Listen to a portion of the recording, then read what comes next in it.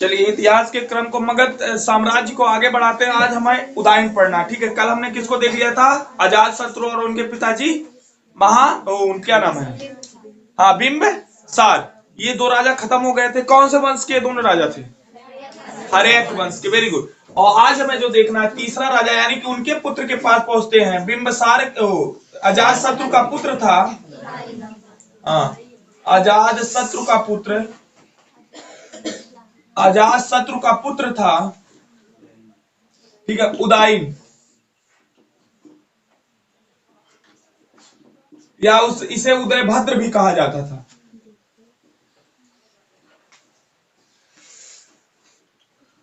उदयभद्र के नाम से जाना था, उदयन या उदयभद्र के नाम से जाना जाता था इनको, ठीक है। याद रखना, अजात शत्रु को सर क्या कहा जाता था? कुंडित, या इसको कुड़ित, कुड़ित क्या कहा जाता? कुड़ित, या इसको कहा जाता था पितृहंता। और इस पूरे वंश को ही पितृहंता कहा गया। इसके पीछे का रीजन सर, क्योंकि ये अपने पिताजी को क्या कह रहे थे? निपटा निपटा कर गद्दी पे बैठे थे। हाँ, दिमाग बैठा लेना कि कहते थे बाबा आपकी काम खत्म है आपका, अब हमें आने दीजिए।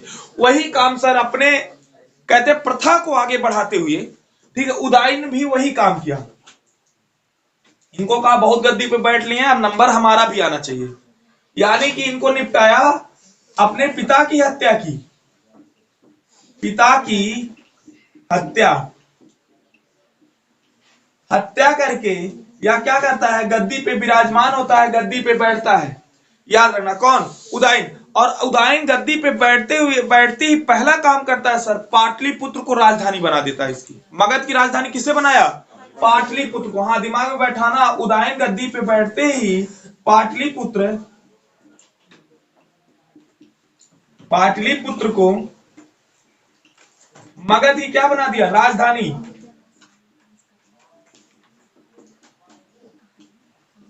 अब ये सर क्वेश्चन इंपॉर्टेंट हो गया। राजगिरी से पाटलिपुत्र राजधानी ले जाने वाला कौन सा राजा बना? उदयन। और इस कौन सा? नहीं, गद्दी पे जब ये बैठा, ठीक है, 60 के बाद, इसने यह काम करना प्रारंभ कर दिया। डेट सन वगैरह नहीं मिलते हिस्ट्री में इसके उतने ज्यादा। बात समझ में आई ना? नहीं, उतना ज्यादा सन नहीं मिलता। ये 1960 से बैठा था, 460 से बैठा था। पीछे जो है क्रम में आता गया, सन इतनी इंपॉर्टेंट नहीं है। बात समझ में आई ना? हाँ, इधर आ जाइए, राजधानी, क्योंकि हम बहुत पीछे जा रहे हैं अभी।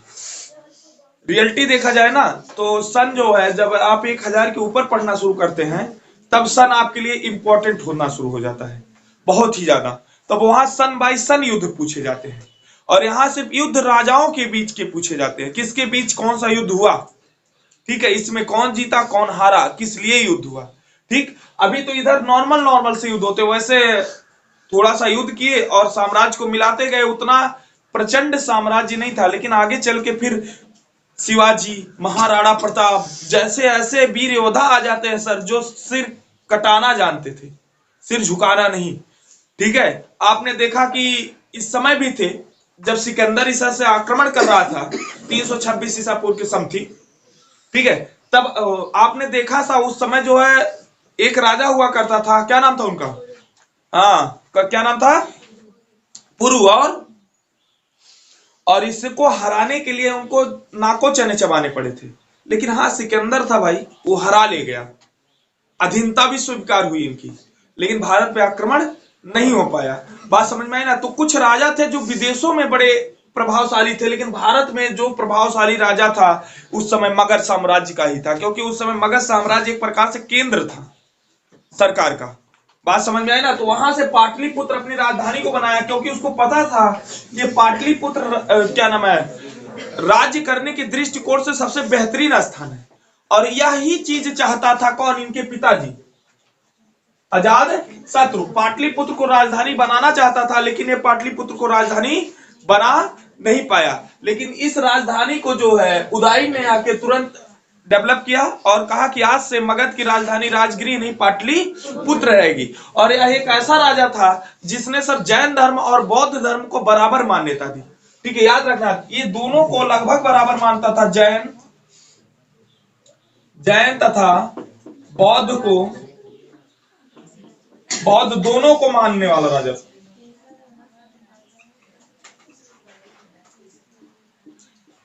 मानता था। हाँ क्या बात है, ठीक है।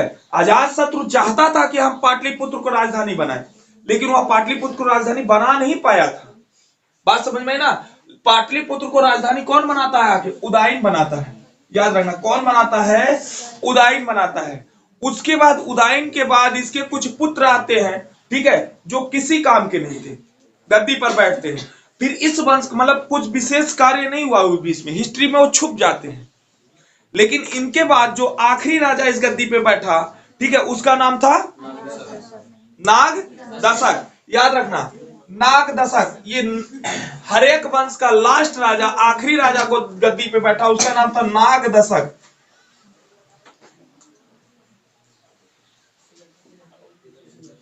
एक वंश समाप्त होगा इसके बाद, ध्यान सुनना मेरी बात को। जब इसके पुत्र वगैरह बैठते हैं गद्दी पे, सर कोई शासन नहीं चला पाता, कम टाइम के लिए बैठते हैं और हटते रहते हैं। कुछ विशेष उन्होंने ऐसा किया ही नहीं कि हिस्ट्री उनको याद करे। और हिस्ट्री किसे याद करती है, जो हिस्ट्री रचता है, जो इतिहास रचता है उसे याद करती है। नाग दशक भी कुछ नहीं किया था, लेकिन नाग दशक को क्यों याद करती है हिस्ट्री, जल्दी बताओ। हाँ, क्योंकि ये लास्ट शासक था, ठीक है, अंतिम और पहला, ये हमेशा याद रखना पड़ता है। कहीं भी देख लीजिए, जैसे कोई ऑर्गेनाइजेशन बने तो इसके पहले अध्यक्ष कौन है, ये दिमाग में भरना है। और ऑर्गेनाइजेशन जब खत्म किया गया तो इसके अंतिम अध्यक्ष कौन है, ये दिमाग में भरना है। बात समझ में आई ना, हाँ पूर्ण रूप से लोड करना है। जैसे कि अभी नीति आयोग बना, सर पहले कौन है, वर्तमान कौन है, दो चीजें आपको दिमाग में बैठानी है। और जैसे अभी नीति आयोग किसके स्थान पे आया था, योजना आयोग के, तो कहा जाता है योजना आयोग के प्रथम कौन थे, कहा सर प्रधानमंत्री होता था तो जवाहरलाल नेहरू जी थे। और आखिरी कौन थे, कहा मोदी जी हटाए तो मोदी जी रहे होंगे। बात समझ में आई ना। तो ऐसे इस चीजों को याद करना। अब आपको ये दिमाग में रखना है, मोदी जी का नाम तो यहां से कभी नहीं भूलना है। जब जब योजना आयोग के आखिरी अध्यक्ष की बात होगी, तब तब मोदी जी आपके सामने आएंगे। जब जब नोटबंदी की बात होगी, तब तब मोदी जी आपके सामने आएंगे। और जब जब जो जीएसटी की बात होगी, जब तब तब मोदी जी अपने सामने आएंगे, ठीक है। धारा 370 की जब जब बात होगी, तब तब 35A की जब जब बात होगी, तब तब ऐसे बड़े काम कर दिए हैं ऐतिहासिक, जो इतिहास में आपको पढ़ने पड़ेंगे। किसने किया था, भारत के प्राइम मिनिस्टर हुआ करते। आज से 100 साल बाद हमारे बच्चे भी बताएंगे अपने बच्चों को कि एक भारत का प्रधानमंत्री हुआ करता था, ठीक है। हाँ, दबंग था अपने आप में। हाँ, पूरे भारत को एक दिन के लिए बंद करवा दिया गया था। क्यों सर, कोरोना आया था, ठीक है। हाँ, इतिहास गवाह है, हर साल, हर 100 साल में एक ऐसी महामारी आती है, ठीक है। जब इंसान जो दुनिया नहीं साफ कर पाती, तो महामारी साफ करती है। देख लीजिए, क्लीन हो गया था वातावरण, गाड़ियां बंद, सब बंद, रोड पे एकदम खाली नजर आते, कुत्ते उत्ते टहलते बेचारे, भरे मजा आएगा, ठीक है। ये रियलिटी बता रहे हैं, वो समय आया। बात समझ में आई ना। तो यहां तक कि ओजोन परत की जो छिद्र है ना, वो छिद्र सर भरना शुरू हो गई थी, फिलअप होना शुरू हो गई। अब जान लीजिए, इतनी ज्यादा वातावरण शुद्ध, कहते हैं दिल्ली में चांद और सितारे दिखाई देने लगे थे, जो ये पॉसिबिलिटी बहुत कम हो पाती है, इतना प्रदूषित दिल्ली है, ठीक है। ये जान लीजिए, दिन में ना दिल्ली में, ठीक है, दिन और दिन में अंतर होता है। ये रियलिटी है।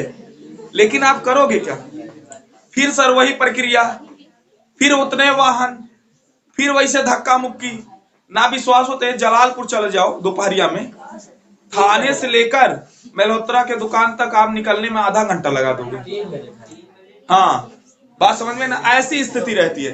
तो सर यही सब दुनिया, जब खुद से इंसान कुछ नहीं कर पाता, भगवान करने पे आ जाता है और करता भी है, ठीक है। उसी तरह नाग दशक था बेचारा, नाग दशक से जनता इतनी थक गई, जनता ने कहा इसको हटाओ, किसी ना किसी तरह इसको हटाओ।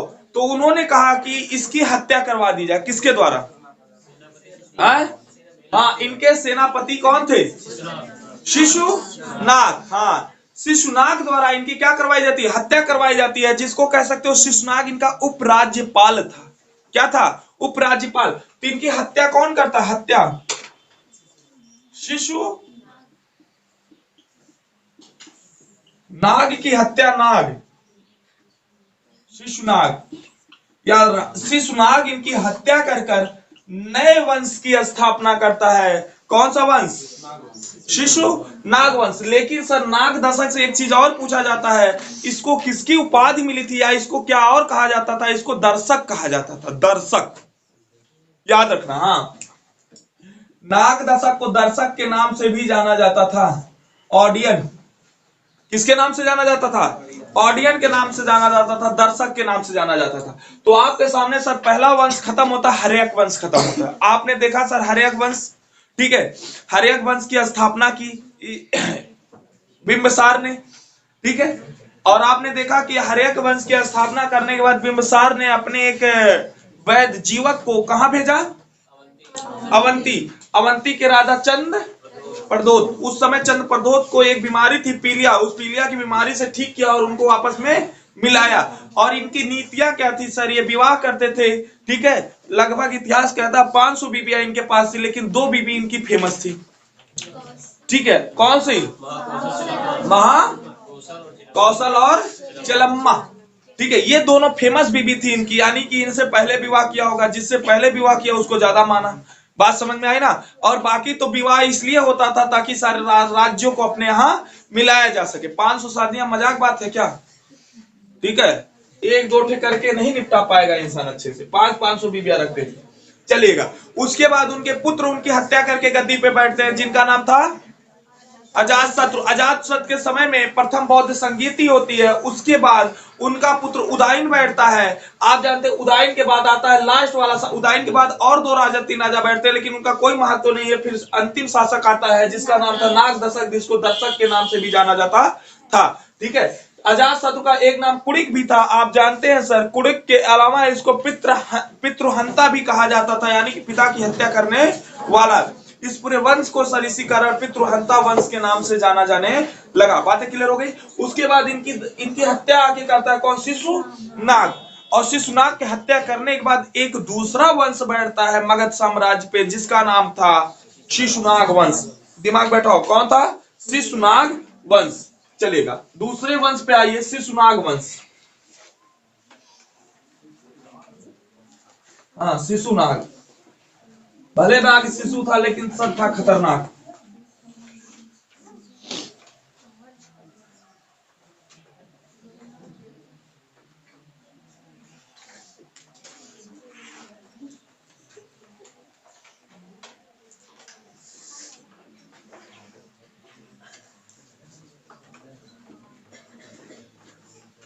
हाँ, दिमाग बैठाओ, शिशुनाग वंश। इसके संस्थापक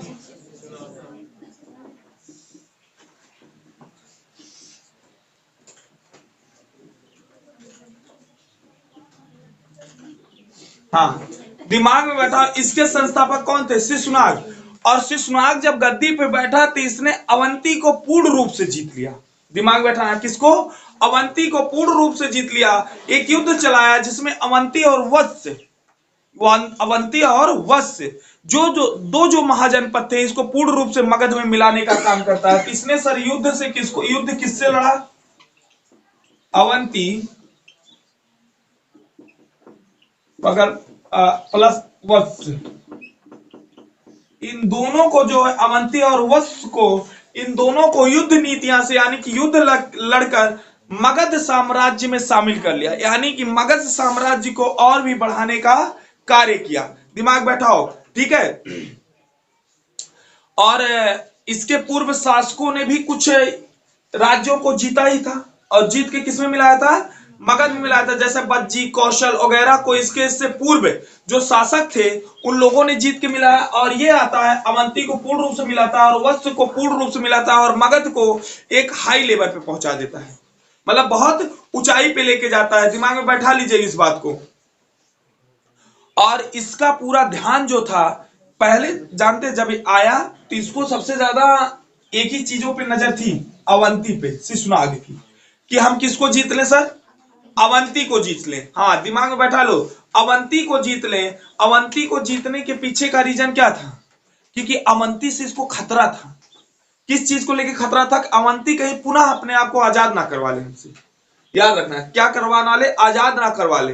इसलिए अवंती को पूर्ण रूप से युद्ध नीतियों से शिशुनाग ने अपने वंश में मिलाया और मगध साम्राज्य को और ज्यादा बढ़ा दिया। बात समझ में आई ना। इसके अलावा एक लोगों से और खतरा था इनको, लिच्छवी से। लिच्छवी की रणनीतियां सर इतनी ज्यादा खतरनाक थी, वो सोचती थी कि हम इस पे मगध पे क्या कर लें, कब्जा कर लें। लेकिन इसका शासन जब तक था तब तक लिच्छवी के राजाओं ने इन पे जो आक्रमण करने की कोशिश नहीं की, सिर्फ दिमाग में था। जैसे थॉट बनाओ आप लोग कि चलो उन्हें हम मारेंगे, अरे मारोगे तब जब उससे ऊपर रहोगे, ठीक है, मारोगे तब जब उससे ऊपर रहोगे। सिर्फ आप तब क्या बना सकते हो, षड्यंत्र बना सकते हो। तो कहेगा नाग दशक के विरुद्ध षड्यंत्र के कौन से राजा बना रहे थे, लिच्छवी के राजा। याद रखना कौन बना रहे थे, लिच्छवी के शासक। लिच्छवी के जो शासक बैठता था उसका ध्यान सिर्फ होता था किसके ऊपर, मगध के ऊपर। दिमाग बैठाओ, किसके ऊपर होता था, मगध के ऊपर होता था। तो ध्यान से ये चीज दिमाग में बैठाने वाला, लिच्छवी। हाँ, लिच्छवी एक जनपद था, महाजनपद था। लिच्छवी के शासकों का षड्यंत्र होता था किसके विरुद्ध, मगध के विरुद्ध। किसके विरुद्ध होता था, मगध के विरुद्ध। लेकिन ये मगध पे आक्रमण नहीं कर पाए जब तक शिशुनाग था, और ना ही जो है ये कभी मगध को अपनी राजधानी बना मतलब जीत पाए। इस चीज को दिमाग में बैठाना इतिहास की तरह। शिशुनाग जो था, शिशुनाग के ऊपर सबसे ज्यादा ध्यान किसी का था, तो लिच्छवी का था। किसका था, लिच्छवी का था। बात समझ में आई ना। इस कारण शिशुनाग ने वैशाली जो राजधानी थी, ठीक है, इसको चेंज किया और वज्जी को बना दिया। नहीं, वैशाली जो राजधानी थी, मतलब पाटलिपुत्र जो राजधानी थी, ठीक है, उसको वैशाली बनाया, वैशाली के वज्ज में। ठीक है, कहां बनाया, वैशाली के वज्ज में। दिमाग बैठाना, क्योंकि वो जानता था वज्ज से देखना सारी चीजों को आसान होगा। ठीक है, वज्ज के केंद्र में जो स्थित था वैशाली, उसको क्या बना दिया, राजधानी। और जानता था इस वैशाली से जो वज्ज के केंद्र में स्थित है, इससे जो है उनके लिच्छवी के ऊपर ध्यान देना आसान होगा। तो राजधानी कहां ले गया ये शिशुनाग, वैशाली। वैशाली किसके केंद्र में स्थित था, हाँ, किसके केंद्र में स्थित था, वज्ज के। याद रखना, वैशाली किसके केंद्र में स्थित था, वज्ज के केंद्र में स्थित था। ये राजधानी को कहां ले गया, वैशाली। और आप जानते हैं राजधानियां कुदाना क्या ठीक काम होता है, जल्दी बताओ। राजधानी कुदाना क्या ठीक काम होता है, नहीं। क्यों नहीं, प्रॉब्लम होती है राजा के लिए या जनता के लिए, जनता के लिए। इसीलिए फेल कौन हुआ था इतिहास का, कौन सा राजा, हाँ, एमबीटी, मोहम्मद बिन तुगलक। दिल्ली से राजधानी दौलताबाद, ठीक है, दिल्ली से राजधानी दौलताबाद। एमबीटी एक ऐसा राजा था इतिहास का ना, जो सबसे ज्यादा पढ़ा लिखा, 24 भाषाओं का बोलना जानना सब कुछ। सनकी तो उसको उसकी प्रजा ने बना दिया। किसी को सनकी बनाना अच्छा कठिन काम है, जल्दी बताओ, कठिन काम नहीं है ना।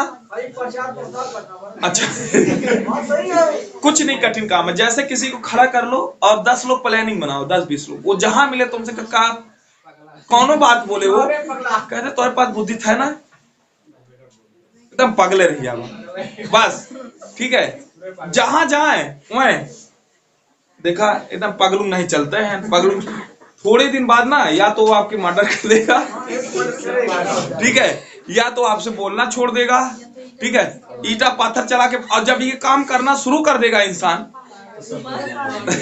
वो पागल हो गया, तो कहीं ओकरे लगे ना जाए पगला, ये ईटवा फेंक के मारा। इना के ईटवा फेंक के काहे मारता है, रीजन होना चाहिए ना हर चीज के पीछे, ठीक है। उसी तरह से इसने भी अपनी राजधानी को वैशाली ले गए।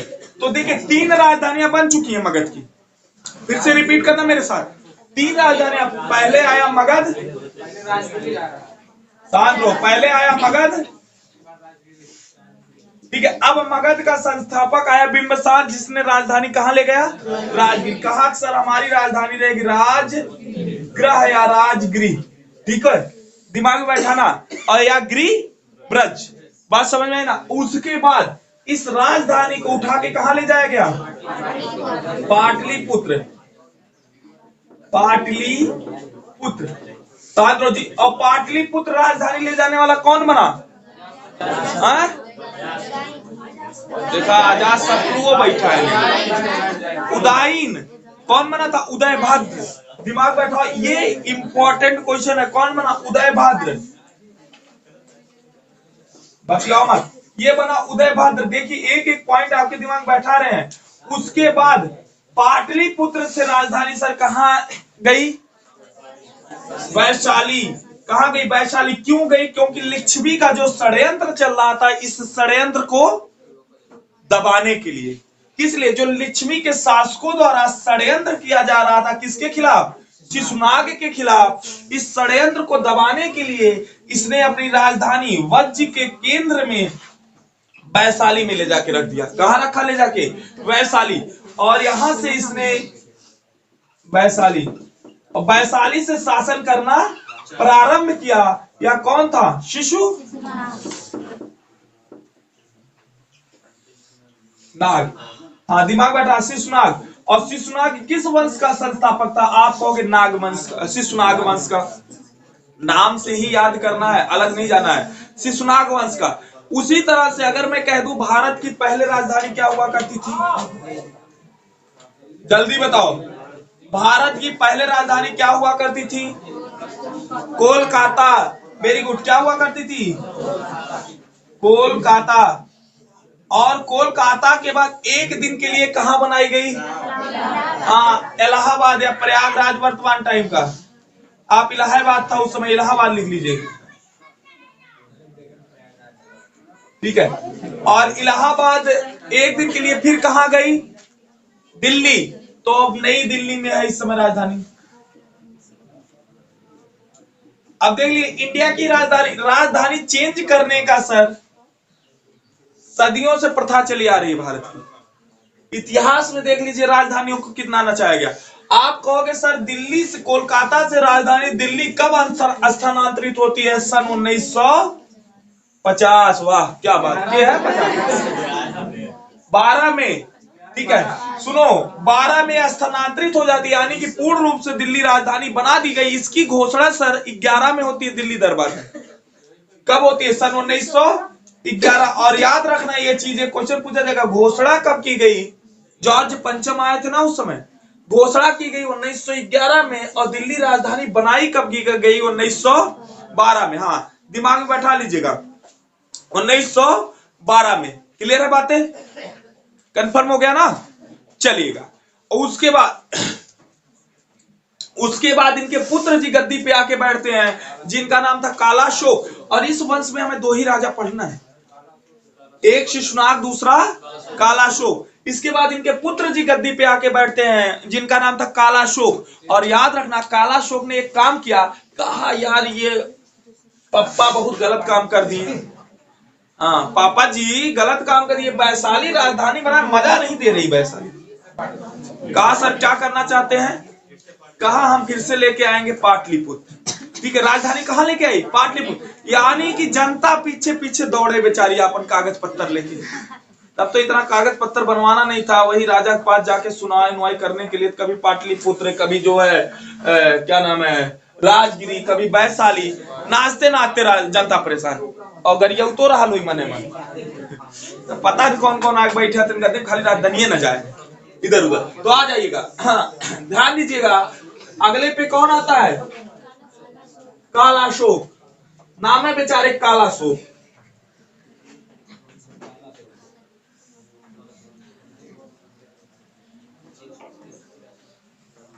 पहले के लोग नाम भी ऐसा रखते थे, जो करिया पैदा हो गया उसको कलुआ, जो गोर पैदा हो गया उसको गोरे। ठीक है, देखो नाम देखो कितना खतरनाक खतरनाक, उठा के देख लीजिए।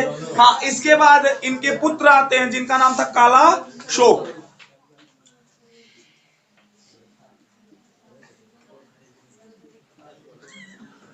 हाँ, बातें मत करो। कालाशोक गद्दी पे कौन बैठता? कालाशोक। किसका बेटा था? इनके पिता का नाम क्या था? पिता का नाम था शिशु नाग। सर रटनी कोई उठवे नहीं, टेंशन ना लो, खत्म होते होते एक एक राजा लग जाएगा दिमाग में। काला शोक का पिता शिशु नाग। अब बताओ नाग जोन है काले लड़के पैदा करी, वो कहां से आई?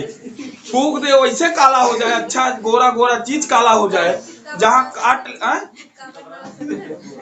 कबो कीड़ा काटा चितकाबर देखे हो, जहां काटा तो वहां करिए हुई जाती, चितकाबर नहीं होता है। ठीक है क्रीम इतना आसान और भैंसी लगाए कावा, हमारे एक बहन को गोड़ हुई जानी क्रीम लगाए गोड़ हुई। ठीक है चलिएगा, अगर क्रीम लगाए भैंस गोर होती ना, कितने लोग गोरी गोरी भैंस रखते कितने अमीर हैं। ठीक है वो अंग्रेजन भैंस होती है, इंडियन नहीं। आ जाओ, जब तुम देखी थी इंग्लैंड गई थी क्या टहलने? चलो रहने दो, देखी थी तरह के।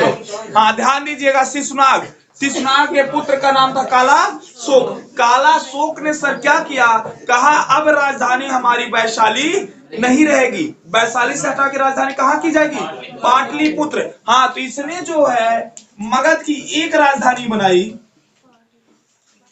मगध की एक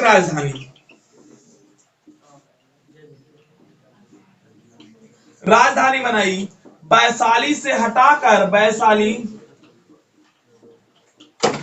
वैशाली को हटाया, खत्म किया और किसको स्थापित किया? पाटली पुत्र। दिमाग बैठाओ, वैशाली को हटाया और पाटलिपुत्र को इसने क्या बना दी? राजधानी बना दी। दिमाग बैठाओ, पाटलिपुत्र को राजधानी बनाई किससे हटा के? वैशाली से हटा के। तो वर्तमान टाइम में कालाशोक के समय पूछा जाएगा राजधानी क्या थी? पाटलिपुत्र। फिर से रिवीजन करो, याद करो, पहले राजधानी अरे मगध तो है राजगिरी, राजगिरी से पाटलिपुत्र,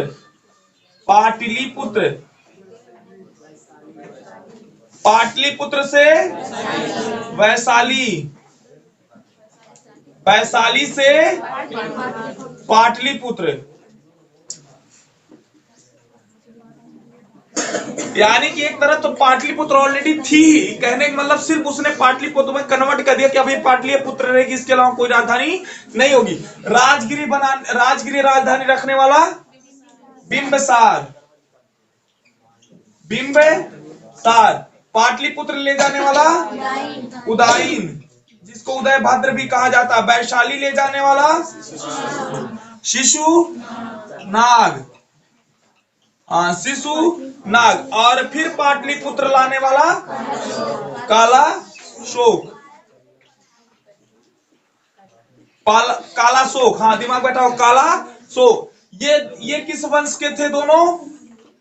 हर्यक। शिशुनाग किस वंश का था? शिशुनाग। और काला शोक किस वंश का था? शिशुनाग वंश। यानी कि अगर देखा जाए अभी तक दोनों वंशों ने राजधानी को उलटने पलटने का काम किया। जो प्रथम दो वंश बैठे, शिशुनाग वंश और क्या नाम है इसका, हर्यक वंश, ये दोनों ने जो राजधानियों को क्या किया? उलटने पलटने का काम किया बार बार। ये चीज दिमाग में होनी चाहिए। अब एक चीज हम महात्मा बुद्ध को पढ़ाते वक्त आपको पढ़ाए हैं, हमने कहा था सर द्वितीय बौद्ध संगीति जो होती है इसी काला शोक के समय में होती है, 383 ईसा पूर्व। ठीक है, हाँ तो 383 ईसा पूर्व है। और कहा सर? वैशाली। यहाँ बौद्ध संगीति कराया और बौद्ध संगीति के बाद कहा भैया अब राजधानी नहीं रखेंगे इसको। ठीक है, हाँ फीका नहीं से कर रहे हैं। द्वितीय बौद्ध संगीति, सेकंड बौद्ध संगीति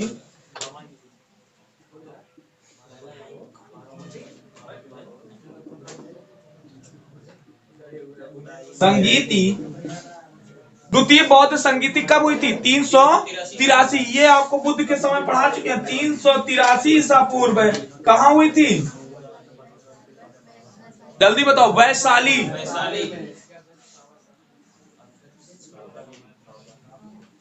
ठीक है, और इसकी अध्यक्षता किसने की थी? कावा कामिर, शावामीर। ठीक है, लेकिन मैंने कह दिया इसकी अध्यक्षता छोड़िए, ये किसके समय में हुई थी? काला शोक। हम तो सोचे कहीं ऐसा ना हो कि यही भूल जाओ किसके समय में हुई थी। ठीक है, किसके समय में हुई थी? कालाशोक के। और इसकी अध्यक्षता की थी सर्वकामीर ने। किसने की थी? सर्वकामीर ने। अध्यक्ष इसका कौन था सर? सर्वकामीर। ठीक, और पहले बौद्ध संगीति का अध्यक्ष कौन था? महाकश्यप। किसके समय में हुई थी? अजात शत्रु। कब हुई थी? हाँ, आजाद महापरिनिर्वाण के कितने ईयर्स बाद? 8 ईयर्स बाद। ठीक है, 8 ईयर्स बाद इनकी जो है पहली बौद्ध संगीति हुई अजात शत्रु के समय में। उस समय जो है किसने अध्यक्षता की? उस व्यक्ति का नाम था महाकश्यप। लेकिन द्वितीय बौद्ध संगीति उसके 100 साल बाद सर 383 ईसा पूर्व वैशाली में कराई जाती है। किसके द्वारा कराई जाती है? आप कहोगे कालाशोक द्वारा कराई जाती है, जिसका अध्यक्षता करने का जिम्मा दिया गया सर्व कामीर को। किसको दिया गया? सर्व कामीर को दिया गया। इस चीज को दिमाग बैठा लीजिए, किसको दिया गया था? सर्व कामीर को दिया गया था। चलेगा।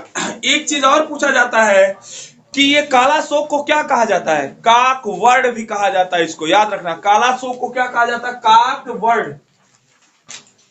इसको कहा जाता था काकवर्ण। दिमाग बैठाओ। कालाशोक को क्या कहा जाता था सर? काकवर्ण कहा जाता था। हाँ, कालाशोक को क्या कहा जाता था? काकवर्ण कहा जाता था।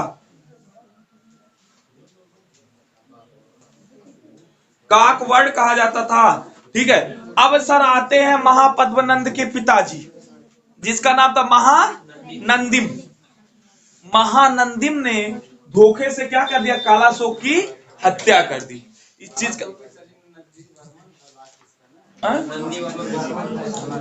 सुनना तो। ठीक है, क्या नाम है? महानंदिम जो था, ठीक है, इसने क्या किया? कालाशोक का हत्या कर दी। और उसके बाद कालाशोक का हत्या करता है। ठीक है, कालाशोक की हत्या करने के बाद इनके पुत्र जो आते हैं नंदीवर्मन, ठीक है, उनकी भी हत्या होती है कुछ दिन बाद। ठीक, उनकी हत्या करने के बाद हाँ एक नए वंश की स्थापना होती है, जिनका नाम है नंद वंश। लेकिन हिस्ट्री में महानंदिम का नाम इतना ही याद रखना जाता है कि लास्ट थे बस। ठीक है, अब याद रखना महानंदिम जो थे, इन्होंने एक नए वंश की स्थापना की, जिसका नाम रखा गया नंद वंश। लेकिन इनका इतिहास जो है बहुत ज्यादा जो है जिक्र नहीं मिलता इतिहास में कहीं। बस हाँ, सिर्फ इतना याद रखिएगा कि नंद वंश की स्थापना की थी महानंदिम ने। लेकिन महानंदिम को इतिहास याद नहीं रखता, महापद्मनंद को याद रखता है, जो इनके क्या थे? हाँ, पुत्र थे। क्या थे? पुत्र। तो महानंद वंश हिंदी डालिएगा। अगला वंश जो आता है नंद वंश। नाम सिर्फ डालिएगा नंद वंश। ठीक है, हेडिंग बनाइएगा नंद वंश। कालाशोक की हत्या किसने की थी? महानंदिन ने। किसने की थी? महानंदिन ने। किस वंश की स्थापना की? नंद वंश की। और ये सर अभी तक बौद्ध धर्म वाले ज्यादा माने जाते थे। आपने देखा सर, कालाशोक भी बौद्ध है सर, धर्म का मानने वाला था। लेकिन ये जो नंद वंश का संस्थापक बना नंदिम, महानंदिम, ये जैन धर्म का जानने वाला था, मानने वाला था। ठीक है, ये जैनिस्टियों को क्या दिया? हाँ, वरीयता दी। इसने कहा जो है सब जैन है। और जैन जो 2 रूपों में बटा था, वो कौन कौन से रूप थे? श्वेतांबर और श्वेतांबर क्या थे? श्वेत वस्त्र धारण करने वाले। दिगंबर क्या थे?